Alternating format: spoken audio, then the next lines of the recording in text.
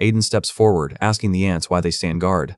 Their leader reveals they protect the remains of the fairy tree, grown from a branch of the world tree, a guardian and childhood companion to their tribe. Touching it gently, he whispers a farewell. Aiden watches, reflecting on loyalty, envying the tree for having friends until its last breath. Suddenly, a faint voice calls for help. Startled, Aiden realizes only he can hear it thanks to the fairy spirit on his hand, the Banshee shield. The tree tells him it will soon fall into eternal sleep but doesn't want to leave its friends in grief. It asks Aiden for help. Though not his job, he recalls his journey, smiles softly, and agrees. The tree blesses him before fading away. The ants gasp as glowing energy forms in his hands. It is the seed of the fairy tree, capable of restoring what was lost. Shocked, Aiden learns the blessing makes him leader of the ant tribe. As the ants chant his name in loyalty, he mutters curses, wondering what trick the tree pulled. Raising a hand, he jokingly calls the spirit back to pay expenses. Curse, watching, thinks Aiden may truly be chosen by his pendant's will. Days later, the scene shifts to Rome Duchy, where Aiden's father stares at him in disbelief. Aiden's father is glad to see him home, but notes the odd creatures trailing behind him, pointing out that each time he returns, his group only grows. Aiden, equally baffled, explains that the fairy tree tricked him, making him the ant tribe's leader, which is why they settled in Rames. He grumbles but admits the endless supply of ant tears feels like a jackpot. Suddenly, he spots a giant dog racing through the courtyard with Alice on its back while another cries for help. Alice calls it Choco, and Fried explains it's a search dog that kept growing after eating non-stop. It eventually obeyed Alice and became the oversized beast it is now. Watching the chaos, Aiden recalls Curse's words during a hunt when he gave a dog a smell, awakening potion. Likely, Choco later found mana herbs, causing its strange growth. Later, lying in bed, Aiden enjoys being home but feels restless. Curse nudges about his plans, and Aiden declares he'll drink basilisk poison to build toxin immunity. Curse mocks it as a death wish, but Aiden insists he's handled worse. He gulps it down just as Carl enters, turning pale at the sight. Panicking, Carl begs him to spit it out, convinced his brother has lost hope. Aiden insists it's fine, though poison spreads through his body, turning him green.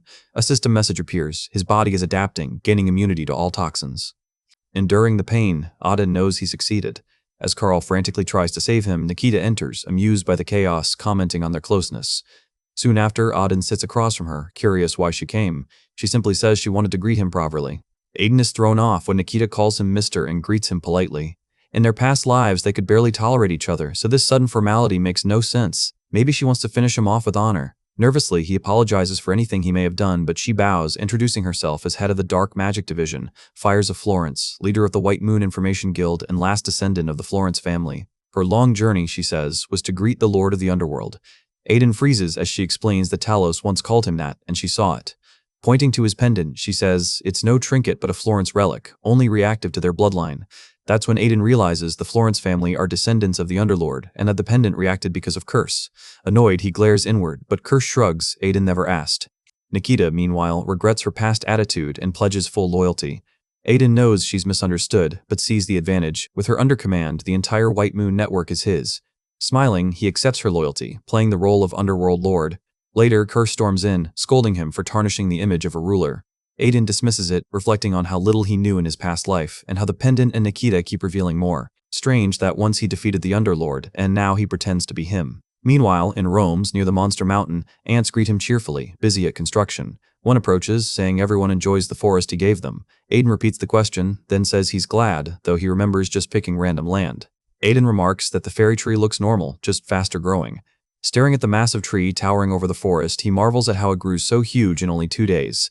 An ant proudly explains it's thanks to St. Alice who infused the sapling with divine energy. Realizing her powers are far greater than expected, Aiden is then told his deputy has completed all tasks. Surprised, he visits the deputy chief, Ahad, and sees a gloomy egg. He asks if it's a spirit beast egg, and Ahad confirms, sensing spiritual energy within. Aiden recalls suspecting ties to the Church of the Holy Fire, but it's confirmed rare and unlike anything he's seen in both lives. Ahad explains it grows by absorbing energy but seems dormant. Divine or aura energy could awaken it, and the type absorbed would shape the beast water for water dragon, fire for fire dragon. It would also bond with those of matching energy. Aiden realizes he could influence its growth. Ahad then gives him a translated text, saying it's ancient fairy language with mana cultivation techniques. Aiden is disappointed, having hoped for something rarer, but thanks him and promises more skeleton bone powder next time. Later in his room, Aiden studies the book, tense as he tries to decipher it. He suspects the author is from another continent, likely the East, origin of the Holy Fire cult. Curse asks why he bothers since he already has a technique. Aiden admits it's just curiosity, though he knows Curse is right, it's not very useful. Frustrated, Aiden stood to toss the book aside but froze, staring in disbelief. When Curse asked what was wrong, Aiden silenced him. Though the text was filled with strange terms, he suddenly understood them, similar to a technique his teacher, the king of mercenaries, had taught, only more advanced. Shocked, he flipped rapidly through the pages, wondering who wrote it, then decided it didn't matter. What mattered was that this could break his limits. Later at the training ground, he concentrated, forming magical energy as the book described Danteen, the core of mana. Combining elements, he created a powerful flow, steam rising around him. Curse panicked, asking if he was alive, while Aiden, amazed, admitted it felt incredible. A system window confirmed he had gained a new mana cultivation method, reduced loss, increased absorption. He marveled at mana circulating so smoothly, then paused, wondering why he felt taller. Glancing at Curse, he noticed the once small creature now appeared grotesque. Disgusted, he scowled, while Curse, reading his thoughts, shouted in outrage. Curse explained his form was returning with Aiden's growth, but Aiden called him a parasite. The Underlord snapped back that without him, rats would have eaten Aiden long ago. Later in his room, Aiden reflected. He couldn't believe he had found an advanced version of his teacher's technique, feeling it was fate. Though he couldn't yet master everything, determination burned. Once he cracked the rest, the next level would follow. Meanwhile, in the Immortalia Empire's slums, a ragged man wandered, cursing the fools of the magic tower. They had mocked his idea of fusing magic with technology, dismissing it as absurd. Once close to completion, he had believed recognition awaited, but instead he was discarded like trash. Gustav swore vengeance, but first needed money and an ally. A memory of Aiden at a banquet came back, one of the few who showed real interest in his work. Grinning, Gustav knew exactly who to seek, asking if it was Aiden Rames. Meanwhile, on the Rames Knights field, Ro struck a wooden dummy with sharper focus. He recalled Aiden once asking if he planned to help. Now Ro understood, staying behind had been right, stepping in then would have only hindered. He had vowed to protect Aiden, yet lacked the strength. Determined, he accepted he might never match him, but at least he wouldn't be a burden. Elsewhere, Aiden sat in Joseph's office as he raised Alice's pilgrimage. Aiden was puzzled, but Joseph explained it was church tradition for every saint to travel the continent within a year of awakening. Though Alice was younger than most, she had already agreed, showing fearless resolve. She knew it would be dangerous, but insisted refusing would break sacred rules. Joseph admitted. The high priest added a condition. The saint must be protected by the strongest res. That meant Aiden. He silently cursed the priest's schemes, but Joseph clarified he wasn't forced. After a pause, Aiden accepted, masking it with a calm smile. Curse, surprised, asked if he was sure. Aiden replied that it suited him since he already planned to journey across the continent to exact revenge. His first target would be Silva, the King of Knights. At her name, Curse grinned, sensing Aiden's resolve. Curious, he pressed further. Aiden explained that by custom, the second prince always became head of Urobor's alchemist tower, meaning Calcas's path lay only in alchemy. Shaola had already become the youngest archmage, a terrifying feat. Spica, under the divine slaughter cult's wing, seemed destined to be the next saint like Alice. Curse guessed Aiden targeted Silvetta because he looked easiest. Aiden groaned, telling him to shut it. Silvetta wasn't called King of Knights for nothing. Even with his new mana cultivation, Aiden still had a long way to go and needed training. Their talk broke off when Philip entered, saying a strange man outside wanted to see Aiden. He claimed to be the Mage Kingdom's head and said they'd met at the first prince's birthday. Aiden vaguely remembered Gustav. Soon after, Gustav sat devouring buns like a starved man. Aiden called his name, telling him to slow down. Embarrassed, Gustav apologized, admitting he must look awful compared to how he'd once appeared at the banquet. Suddenly, he declared that Aiden surely understood, the loneliness and sorrow of a genius. Aiden nearly laughed at the ridiculous seriousness but held back, though eventually he broke into laughter. Gustav, misunderstanding, thought Aiden was moved with sympathy and felt relieved. Explaining his research was nearly finished, Gustav begged for support, first asking too much before panicking and lowering it to 500 gold. Aiden stunned him by offering 50,000, even promising more if necessary. Gustav could hardly believe it, asking if he was serious. Aiden nodded but added a condition. Gustav, tense, thought he'd be made a servant of the Rames. Instead, Aiden, gazing out the window, told him to shock the tower, make them regret casting him aside. If Gustav accepted, he'd gain not just funding but a baron's title and the land of Hyde. Still dazed, Gustav asked why. Aiden replied it was a hunch. He believed Gustav would achieve something great. Overwhelmed, Gustav felt tears well. Finally, someone believed in magical engineering and in him. He swore to prove himself and make the tower regret their choice. Aiden smiled at the window, nearly laughing again but holding it back. Gustav, misreading, thought Aiden deeply moved and silently pledged loyalty, convinced he met the noblest man alive. After Gustav left, Aiden sighed in relief. He had nearly choked, suppressing laughter. Curious, Underlord asked if magical engineering was really worth such investment. Aiden replied with a question, and Odin explained that during the last war, magical weapons had been a decisive factor. Without them, Talus's defeat might not have happened. Gustav himself had built the first-generation weapon, revolutionary thanks to Shaolala who powered it.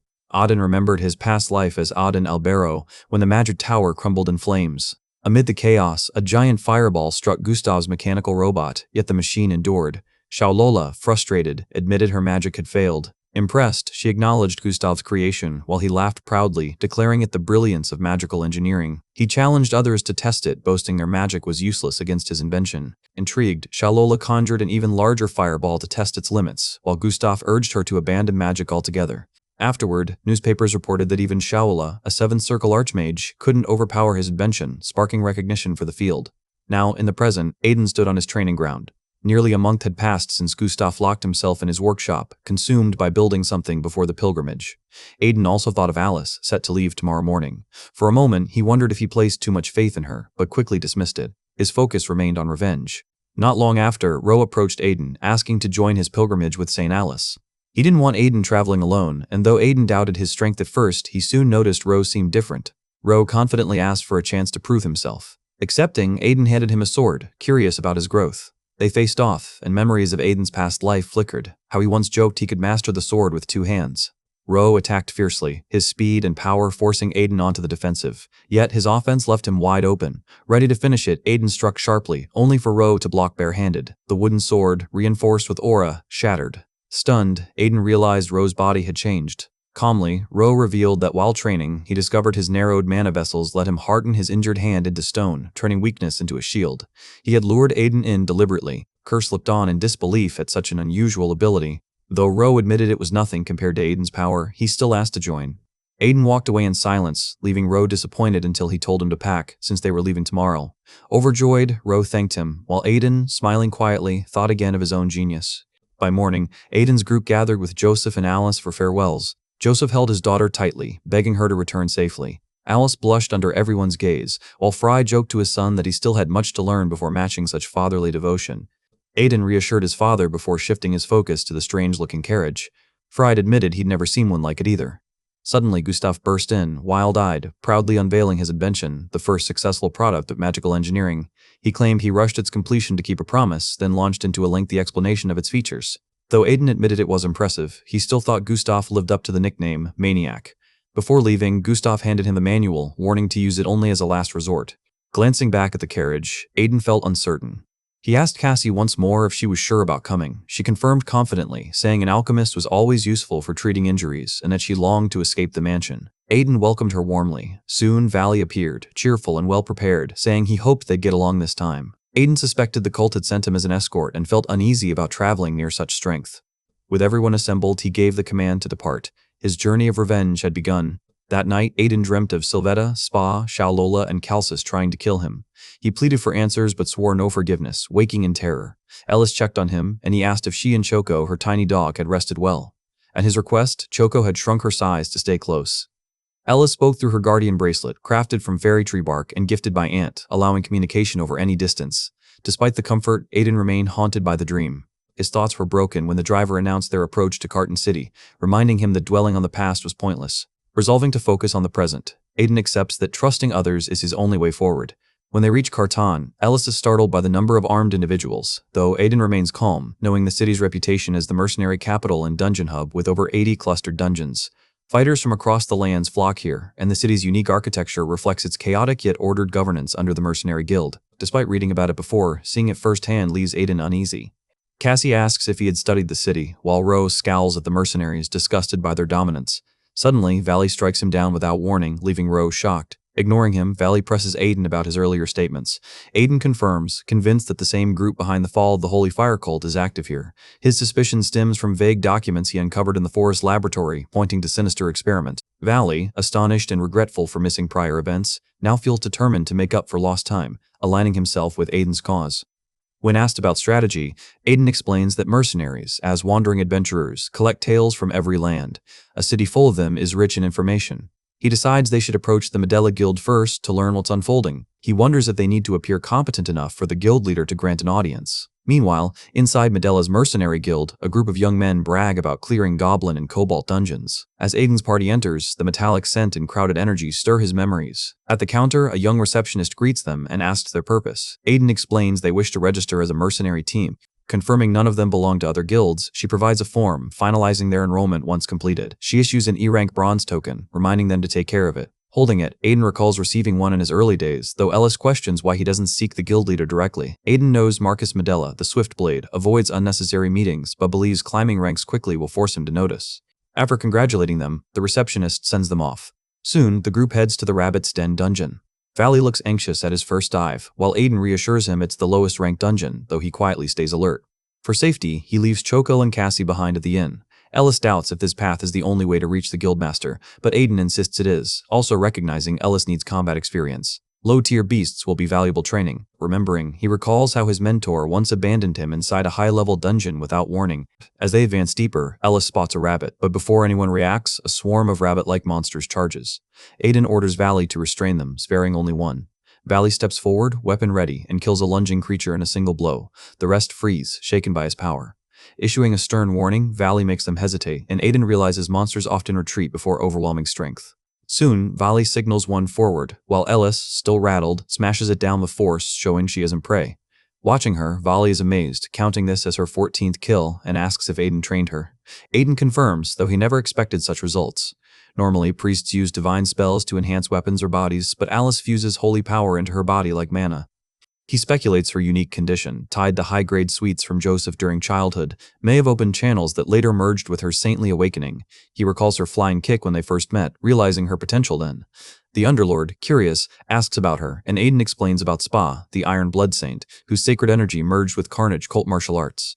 As Alice continues, her devastating strikes wipe out the rabbits entirely. Aiden grows uneasy, fearing he created a monster, while the Underlord feels old wounds flare from Spa's past strike. Meanwhile, Alice finds a treasure chest. Aiden reminds them the loot is hers alone, and she eagerly uncovers a bracelet, armor, and mana jewels. As Alice digs deeper into the chest, she finds a strange hat. Suddenly, the Makunsei rabbit leaps out, wearing it, and declares itself a benevolent spirit merchant. Alice's face twists with fury as she hurls insults and attacks, though the rabbit easily dodges, flapping its ears to hover. Claiming to be the kindest creature she'll ever meet, it demands respect, but Alice keeps yelling for it to come down, refusing to trust it. Even Aiden feels irritated at its boastful claims. Days later in the Medela Guild, two men discuss the northern dungeon's clearing. One wonders if it's the same group again, amazed 4 people can raid dungeons alone. The other insists he saw their leader, explaining their strength. As they speak, the group enters, and all eyes fix on Valley's imposing frame. Someone questions why they raid low-profit dungeons when their abilities could earn knighthood or allow them to found a guild. At the counter, Alice greets the receptionist, who congratulates them on their 10th cleared dungeon. Aiden thanks her, and she announces his promotion from C to B rank. Just then, a man whispers to her, and she quietly signals the group to follow. Sensing something, Aiden asks what's wrong. She explains Marcus Medela wishes to meet. Inside his chamber, Marcus stands waiting, his gaze heavy with authority. Aiden suspects curiosity from rumors led to this summons. To their shock, Marcus bows respectfully to Alice, addressing her as Saint of the Cult of Holy Fire, exposing her identity. Stunned, Alice stiffens while Marcus then greets Aiden. Calmly, he admits he expected their cover to break, just not so soon. Marcus remarks knowingly that nothing escapes him in this city, adding their attempts at secrecy were hardly subtle. Aiden reasons that if Marcus revealed their identities yet still summoned them, he must have a purpose. Marcus confirms and requests Saint Tessalice's help. She's stunned but listens, only for the doors to burst open as a guild member announces an emergency. Miss Charles' fever has returned. Marcus's face darkens with worry, and Aiden realizes with surprise that he has a daughter. Gathered in her room, Marcus explains Charles suffers from a rare illness immune to all cures, and his only hope is Alice's blessing. He pleads for her aid, promising the greatest reward in return. Seeing the chance for alliance, Aiden encourages Alice to try. She steps forward, hands glowing with sacred light, praying for healing. Holy sparks flicker, but even after 10 minutes, nothing changes. Determined, she tries again until Marcus gently stops her, thanking her efforts. He administers medicine instead, which lessens her suffering. Noticing the prepared remedy, Aiden questions him. Marcus admits it's temporary relief purchased at great cost from the Umbra Guild, and fears he may one day sell the guild to afford more. Yet Aiden senses something off. If this were disease or curse, Alice's divine power should have shown results. Instead, only the Umbra medicine works. Troubled, he wonders why. At that moment, the Underlord interjects with certainty, claiming he knows the truth, and commands Aiden to summon the Banshee's shield. Shocked, Aiden reels at the sudden demand. The Underlord explained that the shield acted as a lens to reveal hidden truths unseen by humans. Aiden was shocked to realize the Banshee's shield let him perceive what was normally invisible. Suspicious, he warned the Underlord that Alice would strike if this was a trick. But once he activated the shield, strange visions flooded his eyes, spirits drifting around the girl like a curse. The Underlord confirmed it, while Marcus also stared in disbelief. Aiden recognized them as lost souls, though Marcus compared them to leeches draining life.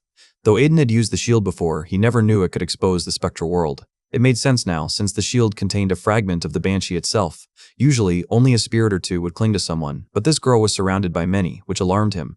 The Underlord explained she had a rare spiritual affinity that naturally drew spirits. With such resonance, one could even become a spirit sorcerer. But her depth far surpassed the norm, making her a magnet for restless souls that threatened her life. Aiden finally understood why divine power hadn't reacted to her. Her affinity explained it. He demanded the Underlord remove them, and with a grin, the spirits were banished by curse. Instantly, Marcus noticed the girl's condition improve and asked if she felt better, relieved by the change. Aiden confirmed the spirits were gone, but warned it was temporary. Then, the Underlord remarked on something odd. Someone with such strong energy should have a guardian spirit, yet strangely, only wandering ghosts remained. Aiden wondered if the girl simply hadn't bonded with her guardian spirit yet, but the Underlord disagreed, stating that without such protection she'd already be consumed. Aiden guessed a benevolent spirit might still be watching, only to learn the truth. The contracted spirit had vanished. Confused, he asked how a spirit could abandon its bond, since death should invite another to take its place. The Underlord explained that wasn't what happened here. Troubled, Aiden began considering ways to locate it, and the Underlord advised that spirits could best be tracked through others, since all are linked to the spirit realm. Glancing at his bracelet, Aiden decided to summon EZ. Appearing casually, EZ teased about their long absence, but Aiden immediately asked about tracing spirits. EZ admitted he couldn't, though his partner could. He introduced Sophia, a wind spirit sensitive to spiritual movements. At Aiden's request, Sophia searched and located the missing spirit tied to the girl in Catan. The results stunned everyone. She had found Plague, spirit of epidemic. The revelation shook Aiden, while EZ explained Plague had once been praised as generous, fond of sharing spirit stones, though missing for a month. Aiden considered the link between spirit stones and leash remains, suspecting Plague had left signs for others. EZ added that Plague was deeply scarred by humanity's rejection, branded a bringer of suffering, and feared humans. Aiden understood, realizing the spirit's name alone inspired dread, and thanked EZ for the help before promising they'd speak again. Aiden began explaining everything to Marcus, but Marcus interrupted, saying he already understood. He recalled tales of his wife's grandfather, once a spirit summoner, and realized his daughter must have inherited the same gift, her guardian's disappearance leaving her exposed. Aiden assured him there was no need for guilt. What mattered was finding the lost spirit. Rora then raised a question. If spirits drained the girl, how had medicine helped? Marcus admitted mistrust toward the pill's source, though they worked. Cassie revealed the harsh truth. The pills were poison. They suppressed mana so completely that spirits believed the host dead and detached, but long-term use would kill her. Marcus was horrified, realizing he had unknowingly poisoned his child. Aiden then questioned how the Umber Guild knew the cause so precisely. The formula was too exact. Marcus grew tense yet thanked Aiden, vowing to handle things. But anger flared as he cursed Umbra, ready for revenge. Aiden stopped him, warning that recklessness would let them feign ignorance. He promised a plan to expose the truth properly. Later, inside Medela Guild's office, Marcus spread documents on the Umber Guild profiles, leader Talon Umbra's record, base layouts. Aiden quickly noticed the intelligence was shallow, offering names and places but no true leverage. The Underlord remarked on the volume but asked if Aiden sought someone specific. Calmly, Aiden admitted he was searching for someone he could manipulate, perhaps a familiar face from his past life. As they examined the files, the Underlord pointed at one photo labeled Arand, asking if Aiden recognized him. Aiden squinted at the image, the name stirring no memory. Something unexplainable stirred within him as he studied the man's face.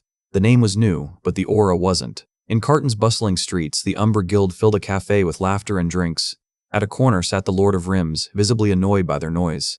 Spotting his displeasure, a guild member approached, but he calmly denied any issue. Their leader, Armand, soon called him over, urging him to join. The man obeyed quietly. Once, this man had been Uncle, master of the Caraberos Guild. Failure was unknown to him until a reckless mercenary destroyed everything. His guild collapsed, members deserted, and the rise of Joseph's daughter as the saint of the cult of Holy Fire forced him to vanish. To survive, he altered his name and appearance, hiding within Umbra. Confident none of the three great cults could trace him, he lived under the new name Armand. Suddenly, Aiden called out to him, first by his alias, then his true name. Outrage spread among the guild, but Armand's irritation deepened as he questioned how Aiden had found him. Outside, Aiden struck swiftly, leaving them all defeated. Though battered, he admitted Armand looked unrecognizable. Armand humbly acknowledged the recognition, yet panic filled him. He feared Aiden would hand him to the cult. Still, clinging to hope, he begged for mercy, offering information in return. Relieved, Aiden knew his task had grown easier. Soon after, he escorted Armand into the Medela Guild's private office. Inside the office, Marcus, the guildmaster, directly questioned Armand about Umbra's ties to human experimentation. Without denial, Armand confessed, explaining that Carton, crowded with dungeons and constant disappearances, provided the perfect cover to gather test subjects unnoticed. Aiden's suspicions of dark mages resurfaced, prompting him to ask for the location. Armand hesitantly revealed rumors of a dungeon on the city's outskirts. The revelation stunned Aiden, who clarified that dungeons were controlled by spirit merchants. Once cleared, merchants collected loot, and the dungeon vanished. Such experiments inside them were unnatural. Spirit merchants, bound by strict codes, never harmed humans, but any unauthorized intruders could be eliminated without restraint. At full strength, their authority was absolute. The Underlord pressed why they tolerated Umbra's presence. Aiden explained that only massive bribes silenced them. Merchants, lured by profit, struck secret deals and withheld reports from the Spirit Emporium. The explanation unsettled Marcus, who questioned how a single guild managed on such a scale. Turning to Armand, he asked who backed them. Fearful, Armand resisted, until Aiden's stern warning about handing him to the cult of Holy Fire broke his silence. Trembling, he confessed that Umbra's benefactor was none other than the Grand Duke of Serriers. Marcus's face darkened at the revelation of such a prestigious faction allying with criminals. Worse, Armand added that other organizations were also involved. Marcus realized the crisis was far deeper than expected, with Serriers' influence making rash action impossible. Meanwhile, Aiden grew convinced Sylvetta was tied to these experiments. With the truth surfacing, he prepared to crush everything, while Marcus cautioned that the Grand Duke was no simple foe. Still, Aiden refused to back down. He demanded to know how Marcus could ignore those who dared harm their daughter, urging him to strike and swearing to help crush both the Umbra Guild and the House of Sires. The Underlord then asked if Aiden's thirst for revenge had finally awakened. Marcus, studying him, admitted that Aiden's compassion even in anger was rare, yet he confessed he didn't know where to begin. Aiden, however, quickly thought of Sylvetta, convinced she was hiding more disgraceful schemes, and resolved to expose and destroy them. Meanwhile, in the rabbit merchant's territory, a small rabbit sat pondering. As a spirit trader, he knew dungeon cores were actually dense mana clusters, making them priceless. Yet he wondered how his life had sunk to serving Aiden. His thoughts were cut short by Merchant Pest, infamous for impatience. Pest stormed in, scolding him for poor profits and stagnant growth. Bowing his head, the rabbit apologized, though resentment brewed inside. Pest mocked him as unworthy of advancement, demanded gratitude, then ordered a sack of mana stones. The rabbit hesitated briefly, but Pest snapped, forcing him to hand them over. Greedily consuming the batch, Pest muttered about wasting everything to court a spirit but insisted success would come soon. Outwardly obedient, the rabbit smiled, yet inside he vowed the tables would one day turn. At the Umbra Guild's back gate, guards stiffened in shock as a group approached. Without pause, Dares strode forward with bold confidence and ordered them to step aside. The guards froze at Dares' audacity, demanding he leave at once. Dares raised his voice, scoffing at their disrespect, and pointed to his black armor and massive sword, daring them to recognize him. The men whispered nervously about a dark knight clad in black steel. Finally, Dares declared himself Dares Kleiman, Dark Knight of Lord Sylvetta, and ordered the guildmaster's presence. Hours earlier, in their dorm, Underlord asked if Aiden planned to recklessly charge in again. Excited, Aiden admitted he would, but with purpose this time. Underlord mocked if he meant barging in politely, and Aiden cheerfully confirmed. Explaining further, he reminded him that the Sire's Grand Duchy backed the Umbra Guild, so entering with a Sire's Knight meant no resistance. Frustrated, Underlord protested at relying on Sylvia, his rival Night King, but Aiden clarified he wouldn't ask for help, only use the authority of the Dark Knight once trapped in Balabul. Later, in the Guildmaster's office, Talon Umbra greeted Dares with honor, unaware the true knight was dead. Aiden silently noted their ignorance, amused that no one would admit losing such a figure. Talon apologized for his guard's rudeness and asked about Aiden. Underlord introduced him as a dark mage subordinate, nothing more. Satisfied, Talon asked the purpose of the visit. Underlord praised his insight, saying it was an inspection to confirm progress, and requested access to the dungeon. Through secret passages beneath the guild, they descended. Aiden marveled at the hidden chambers until his eyes widened at cages packed with countless monsters. The chaos struck him, raising questions about the twisted experiments behind such a collection. Proudly, Talon announced they'd made a breakthrough, gesturing to two figures on beds. He introduced them as their latest creations, subjects B12 and B14, who immediately rose at his command before Aiden. The two figures looked like ordinary humans. Talon explained their forms had been preserved but enhanced with troll regeneration and ogre strength. With pride, he urged them to watch. The test subjects demonstrated explosive sword techniques, their blades flaring with an unusual aura. Auden realized in shock it wasn't ordinary sword aura but high rank. Talon boasted they had perfected control, erasing fear of rebellion. Soon, mass production would begin. He named them the Berserk Blood Knights, undying warriors destined to serve Lord Sylvetta. Aiden's mind reeled. He knew of Blood Knights. Underlord asked if he recognized them, perhaps from another life. He explained they were once the elite of Sylvea's Grand Duchy, heroes of the Monster Waves and Talos War. Their fearless charge earned Sylvea the title Night King. Aiden, unsettled, wondered if such horrific methods had always birthed these knights. Talon shifted to their earlier discussion, claiming they'd solved the problem of bodies rejecting monster essence. Curious, Underlord pressed for details, while Aiden sensed something behind a door. Talon opened it, revealing a chamber glowing strangely. Inside stood a figure that froze Aiden, the sealed spirit of epidemic plague. Talon explained they had extracted its power, the lycanthrope curse, the werewolf's mark.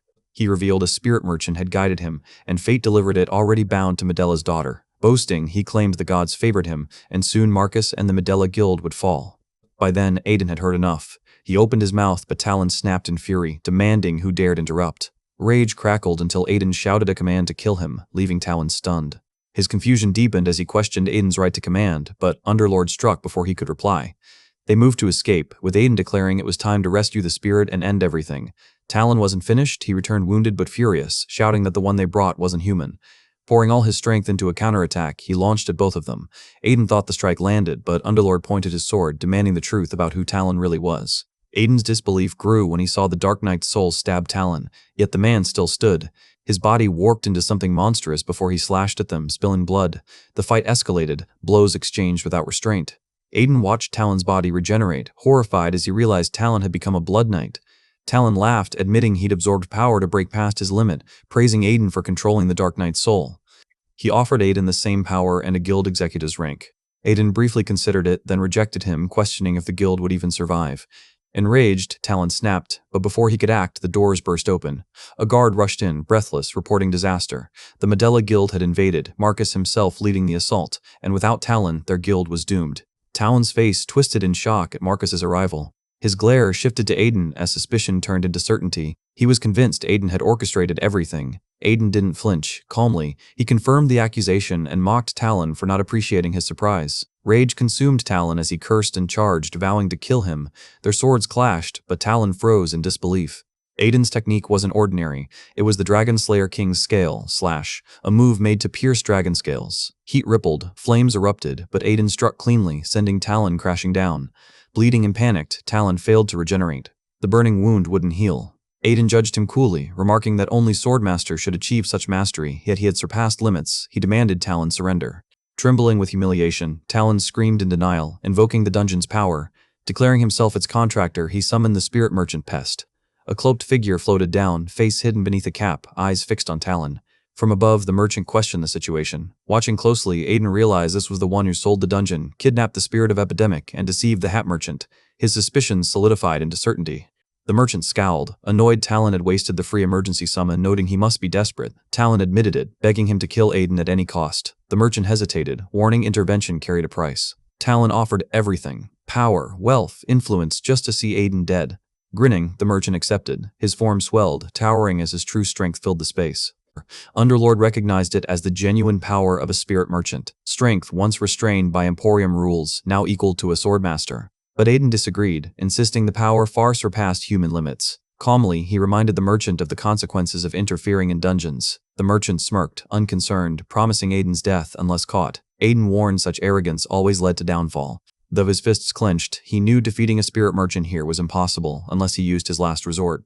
Suddenly, a commanding voice echoed, confirming Roberts' report. Pest froze, alarm spreading. A man entered with guards radiating authority. Aiden's eyes widened. The one he had waited for had arrived. Facing a spirit merchant only required summoning a ranked higher. The newcomer smiled, greeting Pest after a long time.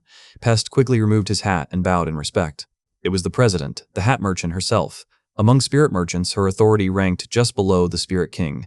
Though without gender, she was often called she and only appeared in the human realm for two reasons: to warn of major dungeon shifts or to deal with severe violations among spirit merchants. A few hours earlier, Pest was stunned when asked to call the president hat merchant. Aiden explained that Encall revealed a spirit trading with the Umber Guild, which violated Spirit Emporium rules. Since defeating a spirit merchant inside a dungeon was impossible, Pest needed to explain the situation and summon her. Though he muttered that she was far too busy, he reluctantly agreed. Aiden thanked him, calling him a friend, but that only enraged Pest, who shouted back, offended by the word, and admitted he also feared the president. Soon after, the hat merchant arrived with calm dignity, thanking Rabbits, who assured her it was no problem. Aiden felt thrilled by her timing and praised Rabbits, while Talon quietly wondered who she was if even Pest feared her. Pest, shocked, stammered that there must be a misunderstanding, but she cut him off sharply, asking what excuse he could possibly mean. Her voice turned stern as she demanded if he truly believed she wouldn't know. Pest froze as she revealed she had long known of his fraudulent schemes, hoping he would change, but now that hope was gone. The room fell silent as Pest tried to defend himself, but she cut him short and declared him fired. The words struck him like a thunderclap, leaving him in disbelief. With a calm gesture, she raised her hand, then turned to Aiden, apologizing for the Emporium's trouble. Though Aiden assured her it was fine, she insisted words weren't enough. She handed him a box, a gift, which he accepted with surprise, realizing its worth. As she prepared to leave, Aiden stopped her, asking permission to pose one question. Pointing toward a nearby creature, he asked how he could save the spirit of Epidemic trapped inside. The merchant listened carefully before explaining that the child's consciousness would not return even if the external seals were broken. The only way was through a formal contract, though she hinted at another option he might consider. Perhaps better than binding the spirit. Aiden guessed she meant vanishing the spirit and silently reflected on her words. With her answer given, she prepared to leave. Aiden thanked her sincerely, and she wished him well by name, calling him Aiden Albero. The moment froze him in shock. His heart skipped as he demanded to know how she knew that name, but she gave no reply and departed with rabbits, leaving him unsettled. Underlord, watching, asked if she had spoken his past life name. Aiden, bewildered, wondered aloud if beings like her truly knew of his reincarnation, realizing there was more to her than he understood. With a weary smile, he noticed Talon lying on the ground nearby. The next day in Carton City, crowds buzzed over newspapers. Rumors spread that the Umbra Guild had been destroyed after being exposed for kidnapping dungeon survivors and experimenting on them. Citizens expressed shock and relief, thankful to Medela Guild and Marcus for stopping them. Inside the Guildmaster's office, Aiden read the news while remarking that Marcus had become a city hero. Marcus credited Aiden, admitting that without him, both the guild and his daughter would have been lost. Still, he voiced concern over trusting the man Aiden recommended. At that moment, Shandulkan burst in, declaring he would give everything. Aiden, still reading, said Medela needed a figurehead. Shandulkan had experience as guildmaster and wouldn't betray them. If he did, Aiden vowed to chase him to death. Shandulkan only laughed, insisting he knew nothing of betrayal. Nearby, Underlord quietly asked if Aiden planned to tell Marcus about chaos in the Grand Duchy of Sareers. Aiden replied it was pointless. Sylveta's power could suppress the truth. For now, he needed strength to truly defeat him. Aiden reasoned that he had to move slowly, waiting for the right moment. He mentioned the cult of Holy Fire, the Forest of Death, and all that had unfolded in Carton City. Marcus then brought up the child sealed in stone, debating whether to contract with the spirit of epidemic plague or shatter the stone and let it vanish.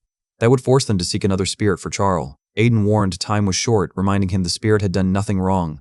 Marcus admitted he knew, but people still feared it because of Rodier, the plague alchemist who ruined the southern continent. Though unfair, Marcus stayed resolute. Drawing his sword, he approached the stone and whispered an apology before striking, until the door burst open. Charles rushed in, shouting for her father to stop. Shocked, Marcus tried to ask how she knew, but she refused to listen, declaring the spirit inside was her friend. She wouldn't let him hurt it. Aiden silently thought this burden was too heavy for her, which was why he had kept it secret.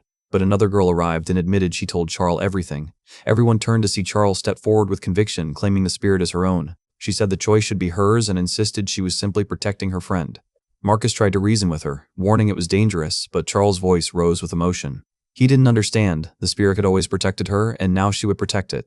With intensity, she shouted her story. At age 5, terrified in a back alley, a monster had closed in on her. She begged it not to attack, and just as it struck, a spirit appeared and saved her. From that moment, she knew someone was by her side. Even when her mother disappeared, even when she cried after hurting her leg, the spirit never left. Though a saintist once claimed her sickness came from dead souls, Charles insisted this spirit was what kept her safe. Through angry tears, Charles asked if everyone who protected her had to leave. Must this spirit, her only true friend, vanish like her mother? She stood firm, refusing to lose it.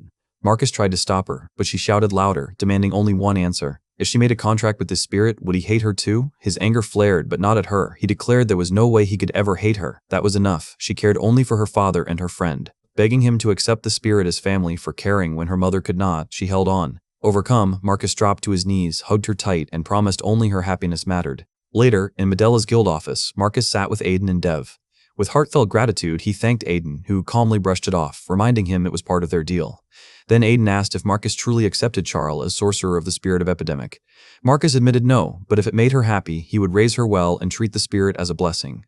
Remembering her smile, he believed the spirit part of their family. Aiden then offered something startling, a recommendation to House Rams. Stunned, Marcus hesitated, but Aiden explained Charles must master spirit sorcery to control Rodoera's power, and that a state housed spirits for her to learn from. Still unsure, Marcus asked why Aiden helped so much. Aiden explained plainly, when the time came, he would need Charles' aid. Marcus agreed, promising their support. Their handshake sealed a friendship. Meanwhile, far to the north, Sylveta stood with his guard amid a blood-soaked massacre. The Umbra Guild had fallen, leaving Sylveta seething. His guard lowered his head, reporting that the Crimson Knight suspected Dare's involvement, since the enemy wielded a sword identical to his. Chaos suffered heavy losses, and their research would now stall. Sylveta erupted in fury, cursing the traitors of the fallen kingdom for betraying his trust. Suddenly, a violent force struck him, sending him collapsing to the ground. His guard rushed to offer a potion. Though reluctant, he drank, scoffing at the irony of relying on remedies made by people he despised. He cursed the monster wave 7 years ago that had crippled his mana core. At least it hadn't exploded, sparing him from going berserk. Crushing the potion bottle, he vowed to find a gem to repair his core. Only then could he ascend to Grandmaster and claim the title of Grand Duke. His body ached, but his ambition burned fiercer than pain. Meanwhile, in Carton City, Aiden studied a strange stone the hat merchant had given him. Underlord immediately recognized it as a contract stone once owned by the Dragon Slayer King. Such stones allowed bonds with spirits or beasts, even for those with low affinity. All Aiden needed was to pour in his mana. Curious, he did so, and the stone erupted with light. Fire exploded, filling the room in a dazzling blaze. Yet when Aiden touched it, there was no heat, no burn, only a strange familiarity. The sensation triggered a memory, just as a commanding voice echoed with disdain, demanding who dared summon such power in this small space. Underlord, unsettled, muttered that Aiden had just awakened something absurd. In shock, Underlord realized the presence before them was a mythical ranked spirit beast. In his past life, he had seen many contract with spirits, but none had ever reached such heights, certainly not through an ordinary stone. How Aiden had managed this was beyond comprehension. Aiden, confused, asked if he was the one who summoned her. The calm, powerful voice corrected him. It was she who had sought him out. Introducing herself as the king of immortal birds, she explained her child owed its life to him. Aiden struggled to recall until the bird reminded him of when he saved her child from a troll. Grateful as both mother and sovereign, she had come, yet something about him startled her. When pressed, she revealed his body carried immense burdens, poison tied to resurrection, demonic taint, a banshee's shield, and even a deadly curse. Underlord raged at her words while Aiden, shaken, asked if she intended to contract with him. She admitted normally no human could endure her essence, but the mysterious stone within him might allow it. Realization struck Aiden, the stone from the forest of death. Even she confessed she didn't know its true nature, only that legends spoke of such stones overpowering even rulers. Despite his weakness, she believed he could withstand her power and offered a contract. Aiden accepted, knowing such a chance would never come again. She introduced herself as Pyranus, child of the first flames, and asked his full name. When he answered, she hesitated, then asked if he was also Adin Albero. At his confirmation, the bond sealed, a message resonating within his mind. He had just forged a mythical spirit contract. Days later, at Carton's northern gate, Saintus sat in silence, reflecting on bonds formed and lost. A nearby girl reassured her, promising she would meet that person again. After the secret pilgrimage, a boy across from them vowed to ask Joseph for permission to visit Carton City, wondering if the young master was still asleep. Elsewhere, Aiden lay on a bed, studying a smooth block in his hand, a rare S-rank mercenary token he hadn't held in years. When his companions entered, one inspected it and confirmed it was indeed the white gold token reserved for S-rank mercenaries, while another admitted he only received one for B-rank. Marcus proudly praised Aiden, explaining mercenary ranks were based on ability and achievements, though anyone could rise with effort. He credited Aiden's progress to his wife's support before asking their destination. Aiden replied they were bound for Cyreres, where something important awaited him. Seeing the weight behind his words, Marcus revealed his suspicion that someone from Cyreres was tied to a past tragedy. He noted Aiden's anger whenever the name arose and admitted he sought revenge for his daughter. Offering his loyalty, he asked for Aiden's help. Aiden agreed without hesitation, bound by shared purpose. That night, Aiden rested until a guard entered, announcing they were nearing their destination. With steady focus, he opened his eyes as the Grand Duchy of Cyreres came into view, its beauty stretching across the land. Entering downtown, they found the streets overflowing with nobles, knights, and citizens. One girl noted the massive crowd, and Aiden explained it was for the Martial Arts Duel Fest, an ancient winter tournament honoring Yorger Cyreres, who once sealed the Winter Queen. The festival, one of the continent's grandest, lifted spirits during monster attacks each winter. To their surprise, Aiden revealed he would participate. While most cheered, one boy questioned the risk, and Underlord reminded him their mission was revenge. Aiden nodded, confirming his resolve had not changed. Aiden explained that the tournament's champion would earn a reward from Cyreres' vault and a rare elixir, the key to reaching Grandmaster rank as he once did in his past life. More importantly, he added, something monumental would follow the festival. Underlord pressed for clarity, and Aiden revealed that once the duel fest ended, the Winter Queen, once sealed by Aegirger Cyreres, would awaken.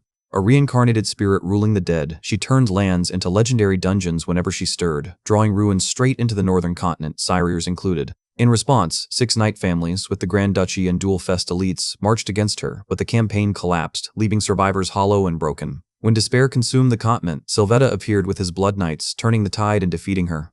His victory earned him the title of Night King and the Grand Dukedom. Now, Aiden recalled Sylvetta from his past life, yet the man before him no longer resembled that noble figure. Quietly, he vowed first to win the Duel Fest, then join the expedition against the Winter Queen, and when Sylvetta grew weary, he would end him.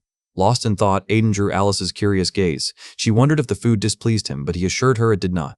Valley lightened the mood, marveling at how packed the restaurant was, and joking that some grand celebration must be underway. Surrounded by laughter and warmth, Aiden allowed himself a faint smile at the sight of such joy. As they ate, a stranger politely asked to join, introducing himself as Lao, a mercenary. Aiden returned the courtesy, mentioning his own expedition. Alice asked about Lao's companion, and he introduced his shy younger brother Liddell. Before he could continue, Cassie cut in with a teasing jab at the figure beside Aiden, calling him a war-tiger, then smirking as she corrected herself to war-cat. Cassie's teasing voice carried a playful edge.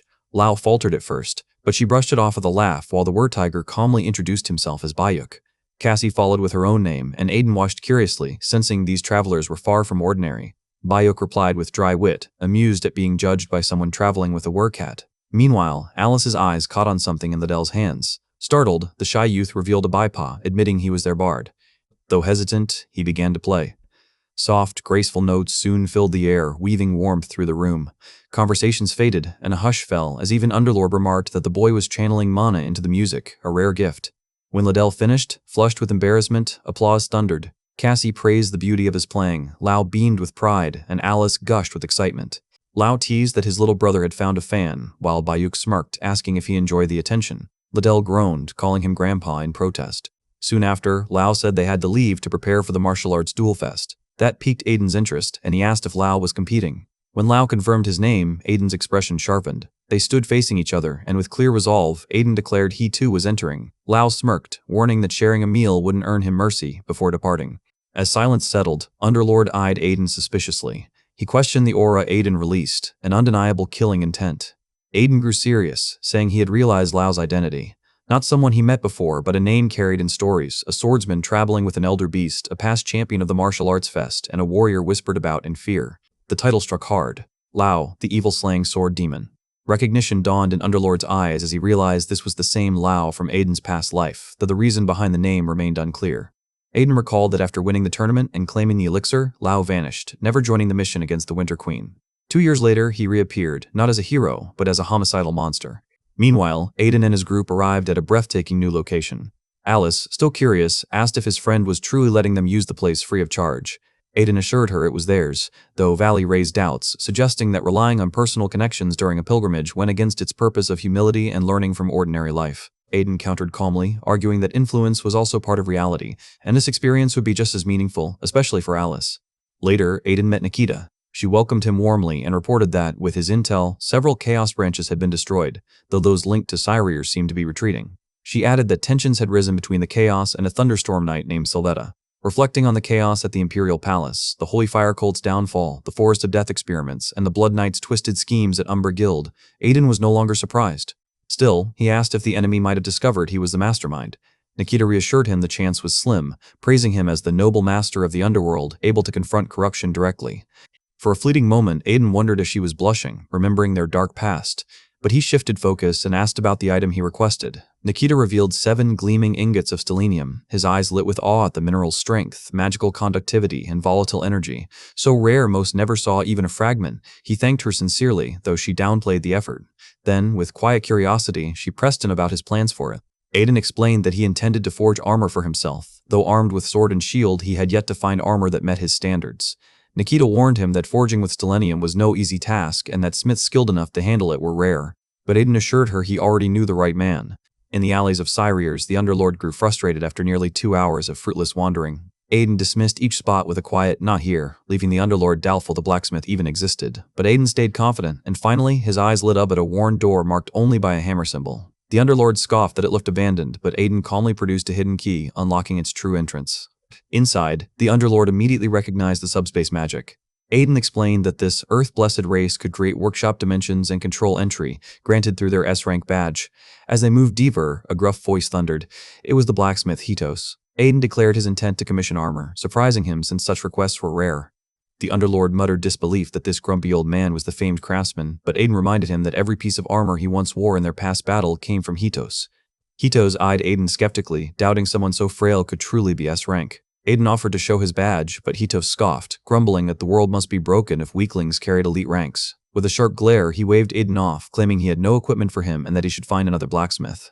With a teasing smile, Aiden mentioned he had hoped to share a drink, specifically the Tears of the White Dragon, a legendary white wine.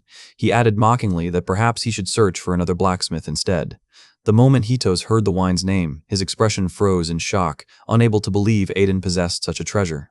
Pretending to leave, Aiden turned away, and just as expected, the old blacksmith quickly called him back. Soon, the two sat together, sharing the rare liquor. One sip left Hitos visibly impressed, savoring it with delight. He asked Aiden's name, which was given calmly. Hitos praised the wine, recalling it as the finest he had tasted since Balkan gifted him a bottle nearly 20 years ago. That name stirred Aiden's memory. He remembered Hitos berating Balkan for taking a sword without permission. Setting aside his glass, Aiden shifted the talk to his true purpose. Hitos, softened by nostalgia and wine, laughed heartily. After receiving such a gift, he couldn't let Aiden leave empty-handed. Confidently, he told him to name his request, declaring there was no weapon or armor beyond his ability. Aiden reflected on the reunion, recalling that the armor would be finished in 4 days, well before the Winter Queen's awakening in 10.